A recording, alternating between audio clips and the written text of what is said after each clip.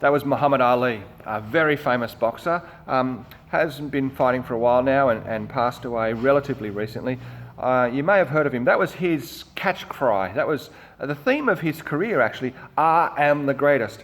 It's not surprising, is it, that a boxer whose who's devoted his life, trained so hard, given up so much to dominate another human being physically, that spills over into the pre-game talk, the hype, the mind games. I am the greatest, I'll beat you, you're nothing compared to me. And then it's not surprising that spills over into his life, and that his life becomes about proving that I'm the greatest, I'm better than other people. And that was something that was actually probably too important to Muhammad Ali. It's not surprising in a career like that, but it's completely incompatible with Christianity. I think the disciples knew that. That's why they were silent when Jesus asked them, what have you been talking about? What have you been arguing about? And they were silent because they'd been arguing about who was the greatest. They knew that was not appropriate, that it didn't fit. If you look back through history, I think it's a generalisation, but I think when Christians have been the underdogs, I think we've done a better job of being Christians. When we've had the power, when we've been in charge, when we've been dominating others, I don't think we've done such a great job all the time. I think Christians, when they focus on power, on politics, on being better than others, we've lost something. And Jesus challenges that here. The disciples are arguing about who was the greatest. Now we're looking in Mark 9, jumping in verse 33 and following. Now, recall that they just had been up the mountain with Jesus, 3 of them. And so I don't know whether the other disciples were jealous or envious, or Peter was showing off. Well, it was my idea to build the tents. You guys didn't say anything. So whether they're, like I'm a better evangelist than you, but I remember Jesus teaching, but I'm the one Jesus chose to go up the mountain. It's human nature to play these games and compare ourselves to others, but it's not Christian. It's part of our selfish human nature, and it's not Christian at all. For example, what Jesus says to them now about the Christian life is completely compatible, ties in with what Jesus told them about his mission. Because what he said to them, sitting down, he called the 12 and said to them, and this is important, he's like, come on guys, sit down, listen to this. If anyone wants to be first, he must be last of all and servant of all. This is how Christianity works. This is how the real world works, the spiritual world. This is how God's reality works. This is the way Jesus came and chose to live. Because look at what he just told them. The second prediction of his death in verses 30. We just read that last week. The Son of Man is going to be betrayed into the hands of men. They will kill him, and after he's killed, he will rise 3 days later. That's his mission. That's how Christ brings people back to God. That's how Christ brings in God's kingdom. God's kingdom is initiated not by a battle. Like nearly every country celebrates some kind of victory over someone else as their Independence Day or their Founding Day. So America, July the 4th, that's when we won free of Britain. That's when we won free of India and became Bangladesh. Won free of Pakistan and became Bangladesh with India's help. That's when we became a nation, by being better, greater, defeating someone else. But the kingdom of God is founded on someone giving his life to save others. And Jesus says that's how Christians will live too. If you want to be the best, then be the least and serve everybody. That's how the Christian life works. Not boasting, not better, but love and service, humility and service. So Jesus encourages his disciples to be like him. Because to be a Christian, it's not about yourself, it's actually about Jesus. And we see the next 3 things the Christian faith is all about Jesus, that life itself is all about Jesus. So have a look at the 3 examples. So he takes a child, and then we see the guy who's using Jesus' name that the disciples don't know. And then Jesus talks about a cup of water and the downfall of the children. So let's have a look at these 4 things, which all teach us that it's all about Jesus.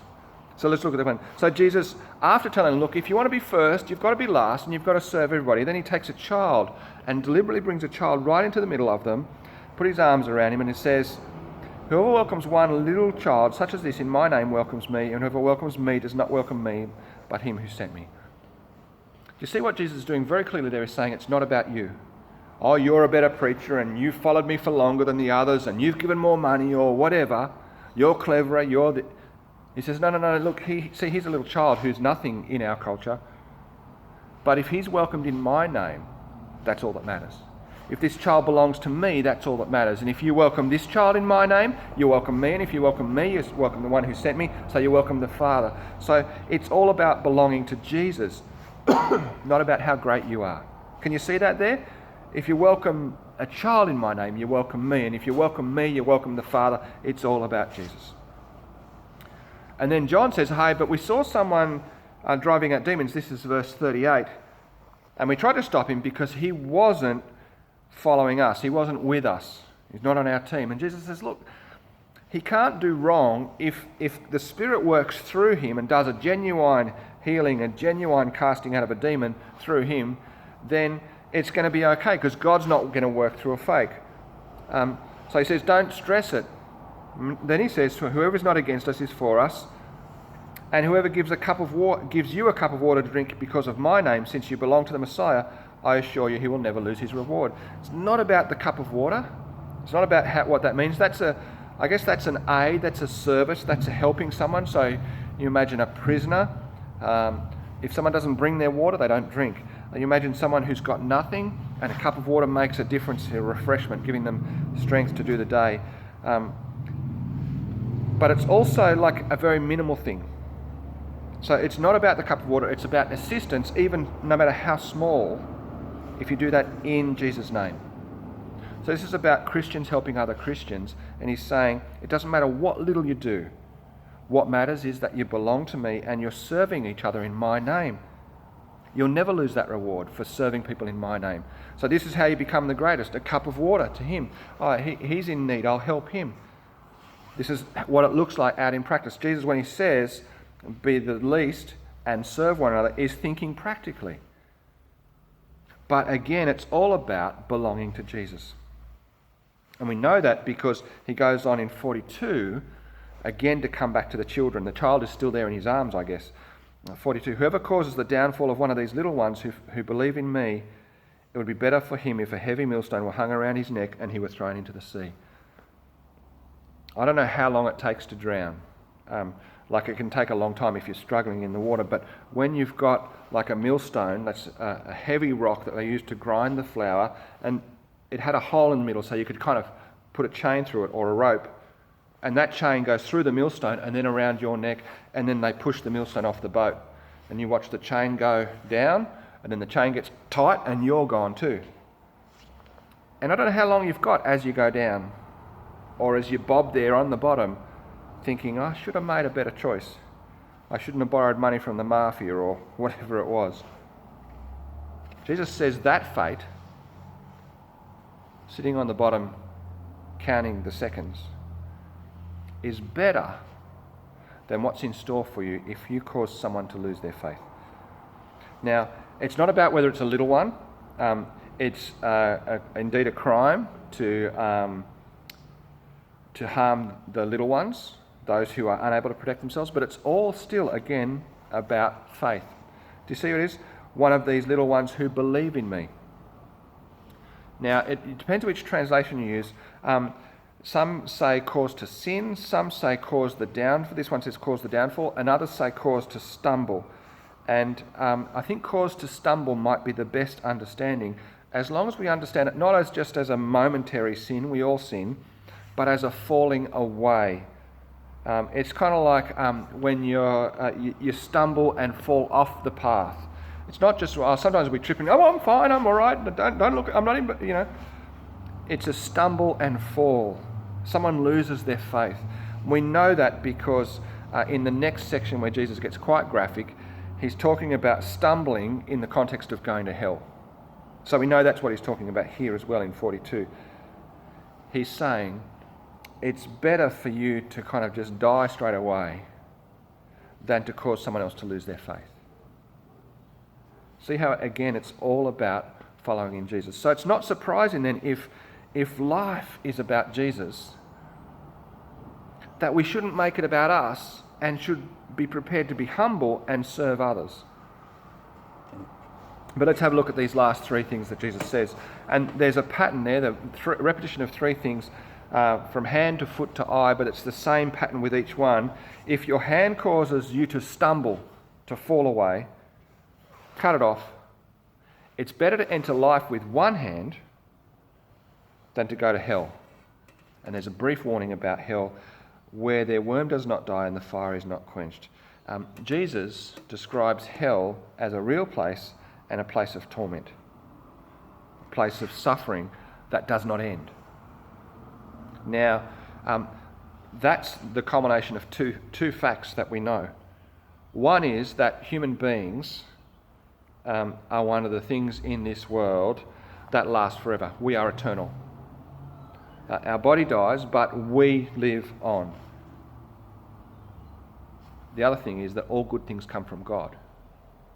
So if you turn your back on God and die that way, you remain that way forever, away from God and all his good things. So every good thing, I don't know if you've ever left something in the backyard on the grass, a bit of wood or some bricks or a bit of rubbish, a paper bag or something, even a vehicle will do it.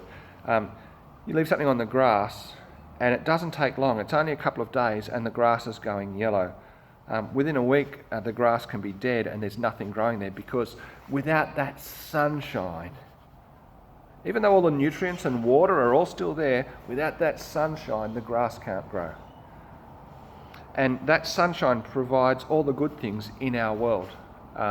So every crop, all the bacon comes from things that eat crops. All the oxygen, there's just such a complex web of energy and nutrients that comes from the sun, that without the sun there is no good thing on this planet. And it's the same in terms of God is the designer and creator and sustainer, active sustainer of all those things. So you turn your back on God and walk away from him, you walk away from joy, from friendship. I'd rather go to hell where all my mates are. No, there's no mateship in hell. There's only hatred and misery and bitterness and resentment and greed and jealousy and envy, and backstabbing and all that. All the worst things about your friends. All the good things about your friends are gifts from God. Faithfulness and love and joy and mateship, they're all in heaven, not in hell. In hell there's a worm that does not die and a fire that does not go out. Jesus is very clear about that. You don't want to get involved in that. You don't want to go there.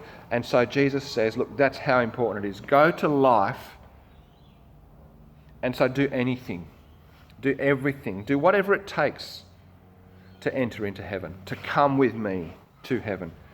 If your hand causes you to fall away, cut it off. If your foot causes you to fall away, cut it off. If your eye causes you to fall away, cut it out. Make the changes you need to. Jesus is using graphic language to say this is important. Make the changes. Do whatever it takes. I don't know if you've seen that movie 127 Hours. Maybe you've read the book. There was a fellow by the name of Aaron Ralston. I don't know how to pronounce his name. He was like a mountaineering guy, and he was canyoning in the Canyonland National Park in Utah. He was down like a steep canyon, and a boulder was displaced by his movement, and it pinned his arm between the rock and the canyon wall. And so he was trapped there 127 hours, I think that's 5 days. He was off the track, he was on his own, nobody knew very much where he was. And so for the first couple of days he's calling out, help, help, and it took him a while to realise, he realised, no one's going to hear me. The chances that someone comes this way are very unlikely. He hadn't seen anybody before, he's not going to see anybody now. And he's trapped with his arm stuck between a rock and the canyon wall. He's running out of water and food, he's getting dehydrated. He's going to die here. Now, we might think it's courage, but I think sometimes we've got to realise, well, there isn't, let's not knock him, there's a great element of courage. But it's also just facing reality and the desperation.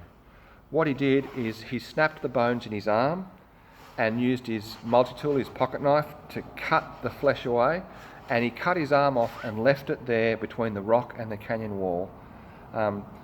Rappelled down with his good arm, walked for 4 hours and found help and got taken to hospital and survived. For him, what it was the realisation that I've got a choice. Stay here and die, or leave my arm behind and live. That arm, trapped for 5 days behind a rock with no blood circulation, was probably already dead anyway. So that's like sin too, isn't it? Sin only brings death. It doesn't bring life. Promises joy, promises fulfillment, says your life will be richer, fuller, better with me. But it's not. It's only death. And so Jesus is saying, cut that away and choose life. Do everything to enter life. So Jesus, at the start of this section, says you've got to change your attitude, not about yourself, but prepared to serve others and to be nothing. Just like I am, because it's all about how you follow me. And to follow me, you've got to become like me and submit yourself and humble yourself before me and make it all about me, not about you. So there's 3 challenges here for us to think about, isn't there? What attitude are you going to surrender? Where have you made yourself about yourself? Where has your life become about me? Is it where you're trying to control things? Is it where you're about your own fulfillment? Is it about your achievement? Is it about what you can do? Where has you become the most important thing? Where have you made it about me? That's something to think about, because the tricky thing is that it's happening. If you're not aware of it, it means it's happening without you knowing, because this is human nature. So we actually have to step back and ask ourselves, where am I making things about me? Where am I living for me? Where is the selfish old man creeping back into my life? And then Jesus asks you, what obstacles will you chop out? He's graphic: hand, foot, eye. It might not necessarily be physical though. There might be a habit, a time slot, a place, an action, a thing you do regularly, a way you think, something you spend your money on, something your eyes are causing you to sin, a thing you do that's interfering with your spiritual disciplines. What are you going to chop out? Now is actually a very good time to do that, because with the lockdown, some of us have had our lives rearranged, and so we can see the effect of the choices we've been making before. There's people who are watching, and commentators are saying, hey, some families are doing better now because they're actually spending time together.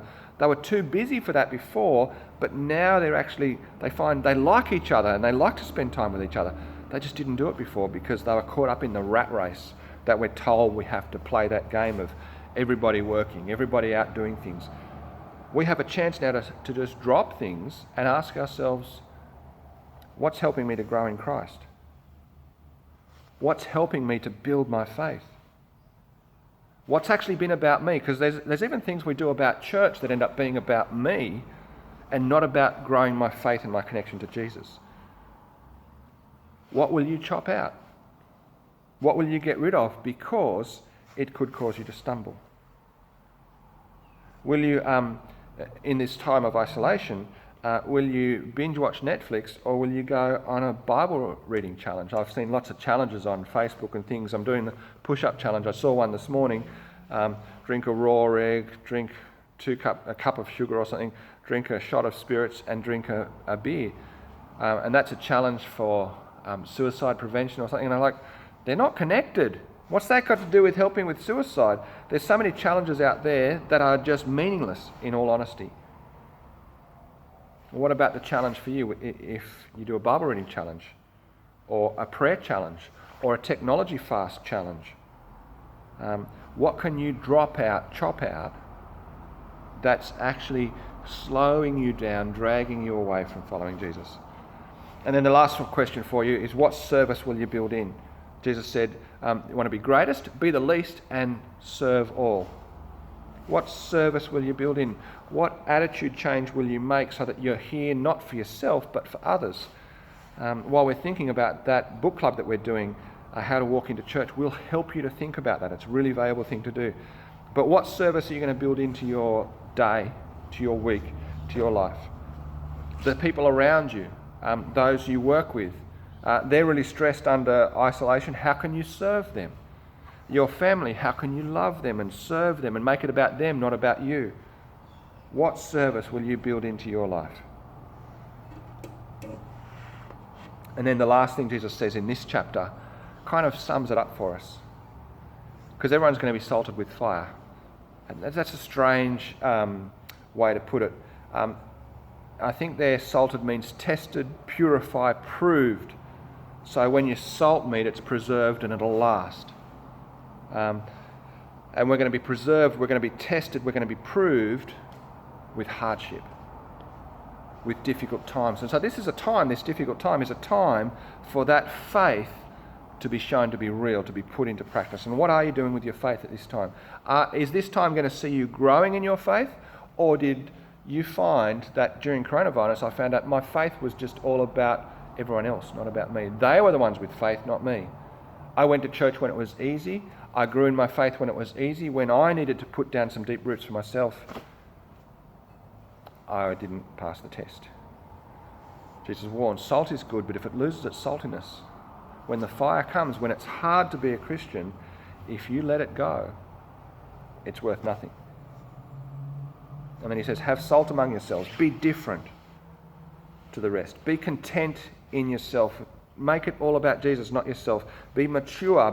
That preserved, tested and proved kind of idea is about clinging to Jesus, having enough in Jesus that you don't need to be giving more to yourself. And then he says, be at peace with one another. I think that's beautiful. Have salt in yourself, but be at peace with one another. Once